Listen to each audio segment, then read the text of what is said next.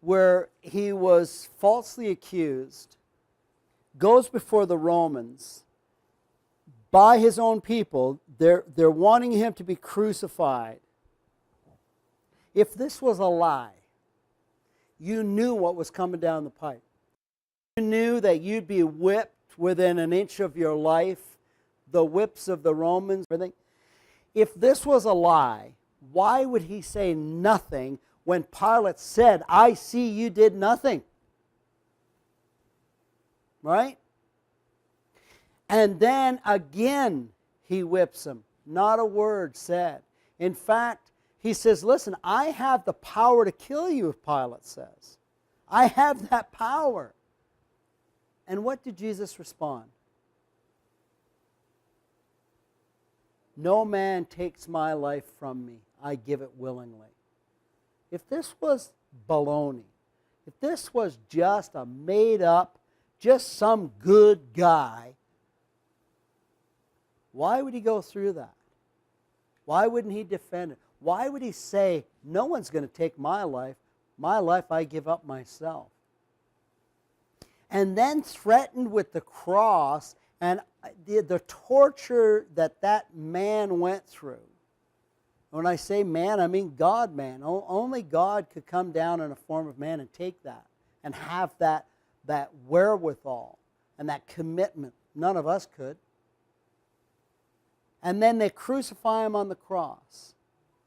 And you know, what's he say when he's up there? This good guy, this just dude who was trying to create problems in Judaism. What do you say? Forgive them, Lord, for they know not what they do. Forgive them, Father, for they know not what they do. You know, if that's all just a LARP, why would anybody do that? Why would all the disciples and the apostles suffer untold amounts of torture, boiled alive, crucified, stoned to death, heads cut off? Why would they do that if it wasn't real? And of course, you have Satan's plan to just have everybody ignore it. This life is what matters. What you gain in this life matters. How much money you have, how much love you have, how much material you have. That's real. But that's just foolishness. Christ said, greater love hath no man that he give his life for a friend. Because for rarely a righteous man would someone give for, but imagine your enemy. And yet he did.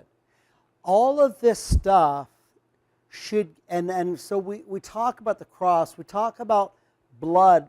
And when we talk about blood, I know some people go, well, why do you talk about blood so much? Do you know that freedom and life is only bought with blood? How many wars have been fought over freedom? How many wars have been fought over greed and all that kind of stuff? But blood is the only thing that pays for a life. And when Christ shed his blood, that's what we're talking about, is that understanding that God shed his life and he did it all, not because he had to, but because he loved so much. And then try to put yourself in that person's shoes and go, would I even do that? Right? 54.